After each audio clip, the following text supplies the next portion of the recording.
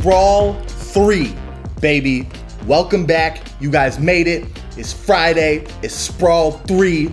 It's the ball and life. It's the and life part, ladies and gentlemen. Last week, we talked about The Incredibles 2, and it was magical and awesome. This week, we'll be totally switching gears, but not back to basketball. Oh no. And I had a hard time composing myself. Something you'll find out about me is from Chicago, and I am a Kanye super fan. So, as you know, times have been trying recently, very trying. From 2010 to like up until a couple months ago, I would just defend him at every point. I'd say the artist, probably the greatest hip hop artist of all time. If you hold his solo discography up to any other solo act discography, maybe Outkast discography like hangs with it. But you know, just every album, he doesn't compromise. He goes, he gets better and better. Or even if he doesn't get better, there's something new about it, and he's innovating, and he's pioneering, and he's taking hip hop to new uncharted water.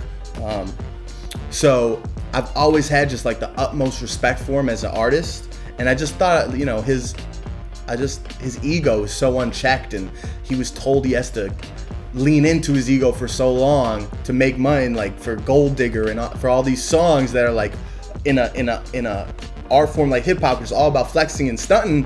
Like he's told all of a sudden his ego needs to be checked. I've always thought that was kind of funny. Like that's your biggest strength and your biggest weakness. So I've always been super interested in Kanye. I've defended him forever. And then you know, this past stuff happened. A lot of people I really respected had some really amazing insights into you know, what I was saying a little bit about Nick Young. Great power comes great responsibility.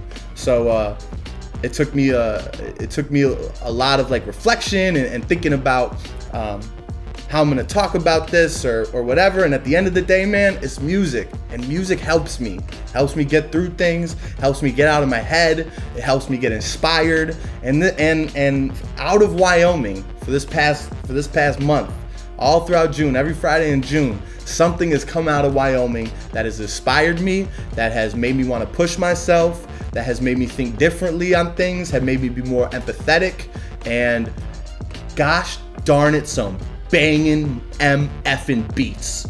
All right, so for this sprawl, I'm gonna be talking about the Wyoming projects. I'm gonna do a little ranking, a couple of lists. I know we all love lists. I love lists, and we're gonna talk a little bit about just where we are today with Kanye's music and his artistry.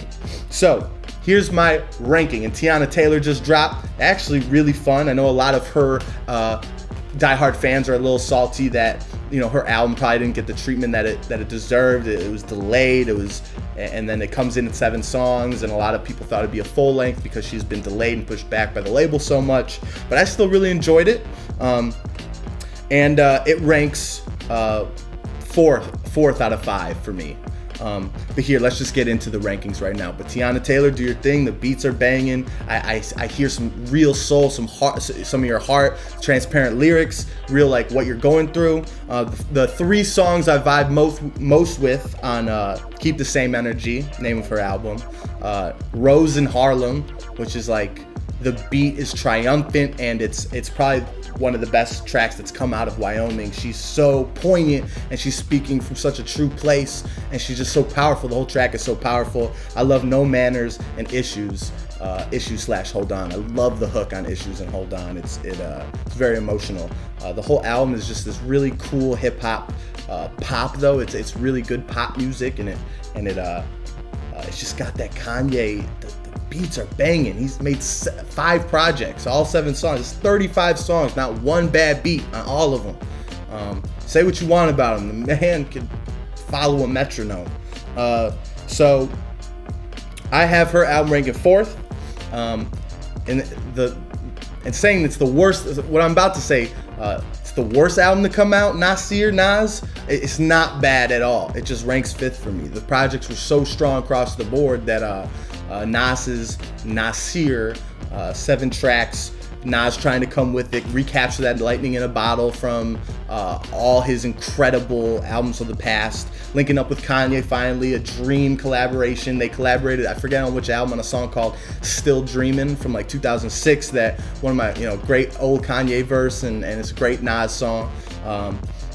But that's a dream collaboration we've all been waiting for, and here it was, 7 songs. The highlights for me on that album, Cop Shot the Kid, the Slick Rick sample, the Richard Pryor sampling, just the how far you can stretch yourself when sampling, and how ominous you can make something, like you can make something that's so funny seem so ominous. That's just really subversive and incredible for me to consume. I'm grateful I got something like that. Cop Shot the Kid is one of my favorite tracks of the year. I love Bonjour, and I love everything, like the 7-minute opus on NASIR that really is the dream. Kanye doing some incredible word flippage. If I had everything, you know, and if I could do anything, I would change everything. I just love little wordplay like that wordsmith stuff. So Nas went in. He's got 3 verses at the end. Really, his flow is probably the best, my favorite on that song than anywhere else on the album. And that was probably the highlight of that album for me. So 4th and 5th on the Wyoming rankings, I got Keep the Same Energy by Tiana Taylor at 4th, and then NASIR by Nas at 5. And that brings me to the top 3. We got Daytona, which kicked the whole surgical summer off. Then we had Ye, or Yee, I know some people are calling it. You know, I'm bipolar, it's awesome. I hate being bipolar, it's awesome, and that whole experience. And then we got See Ghost, the Cudi and Ye collaboration. So, after a lot of deliberation, after talking with a lot of people, here's how I ranked the top 3 albums. Coming in at 3, I got Daytona. And I know, I've been on record saying it might be the best Pusha has ever sounded. I've always written for Pusha. I love Clips. Hell Hath No Fury and Lord Willin' were some formative records for me, and I've just always loved the mixtapes when he joined Good Music, Alone in Vegas, Raid, all the weird Pusha T tracks trying to link up with Kanye, all his assists on Dark Fantasy, his verse on Runaway, just everything. I love everything about Pusha T. Have I sold crack? Have I ever sold crack? No, but I really mess with that the hustling metaphor. You know, all the stuff he says has multiple meanings, and it's all about you know, the way he speaks and the way he connects. And if you can connect, you know, if you know, you know. So like, I'm not saying I know fully, but I can get the gist. You know what I mean? So I really love Pusha, and I think this is maybe the best he's ever sounded, the best beats he's ever had, and I know it's coming in at number 3. My 3 favorite tracks on that song, on that album, I mean, are If You Know, You Know, the first track. One of the most, it causes me to do the stink face. I'll demonstrate for a very long time. So I love that track. Santeria with 070 Shake. She's kind of littered all across this Wyoming project operation. She's really great on Santeria, and it's a great little preview foreshadow for her role to play on Ghost Town on Ye. And then What Would Meek Do? You know, the Aviani collarbone is see-through. Oh my gosh. That track just gets me just like amped and gross, and it was the first verse from Kanye that wasn't poop to scoop, like, of the Wyoming session. So hearing him come through and start rapping a bar late, so everything's late, and then he'll come back, you know, won't feel right till I feel night. How that comes in, I just really love the rapping on it, and those 3 tracks for sure. My second favorite album, between Ye and See Ghost, I give it to Ye, self-titled. So I love this record. I really do. I think it's maybe the most vulnerable he's ever been. Do I agree with all this stuff? Of course not. But this is what I find interesting, right? He used to go on Def Poetry Slams, and he did All Falls Down on Def Poetry. He did Bittersweet Poetry, and he did Gold Digger. And he's done those back in the day. That's the old Kanye everyone misses. They talk about that. And then I saw a big uproar on Twitter when Violent Crimes, the last track about his daughter, came, and it made me think, what if Gold Digger came out today? Would people just be like, this is wrong, and this isn't how you should speak about this, and the whole idea behind this. Because when Violent Crimes came out, it's a song about his daughter and how he's like, yes, seeing her as a vehicle for his karma to be cured. But you know, I hear it as just a guy who's got a daughter and trying to convey what that feels like. I think he does it incredibly. I think it fits right in with that Def Poet. Like if he went back on that Def Poetry Slam and did a Violent Crimes a cappella, it would fit right in. And the growth between that and Bittersweet Poetry, just lyrically and story structure wise, I really, really love the album. I love his rapping. He sounds really inspired on him. Sounds inspired on the beats. I really love Ye. I think it's an incredible addition to his collection. As far as musically, it's beautiful. Ghost Town is the anthem. 070 Shake at the end of Ghost Town is one of my favorite like music moments ever already. Just blasting in the car, and you know, I feel free, and how the last word deflates. I just love a lot of the choices on that album. So I love Ghost Town, Violent Crimes, then Wouldn't Leave, I think is a beautiful song as well. I love Valet on this project with his hook. I love all the contributions. I didn't think it's too long. I just love it. And then number one, I have See Ghost. I think See Ghost is a promise from 10 years ago finally being delivered on with this Ye and Cudi collaboration. With 808s, we got a preview. With all this, with Man in the Moon and Man in the Moon 2 and Dark Fantasy, we got a preview of like how incredible these two artists could work together. And you know, with Cudi releasing, going so delving deep into his experimentation phase, we thought we'd never get this.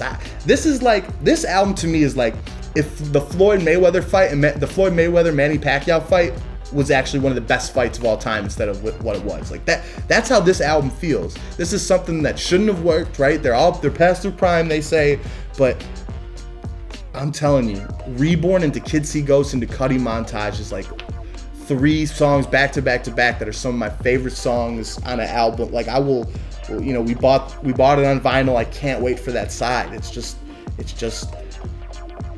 like cathartic